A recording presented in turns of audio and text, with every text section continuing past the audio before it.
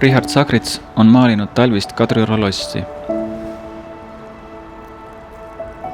Näeme hoolikalt kojamehe sisse lükatud vagusid, mille vahel liiguvad inimesed, kes sisenevad lossi.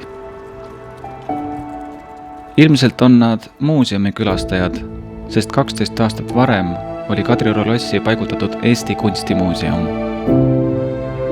Aga võib-olla on nad ka hoopis mõne Ülemnõukogu presiidiumi ürituse külalised, sest neidki toimus selles lossis ja maalid võeti selleks ajaks seintelt maha.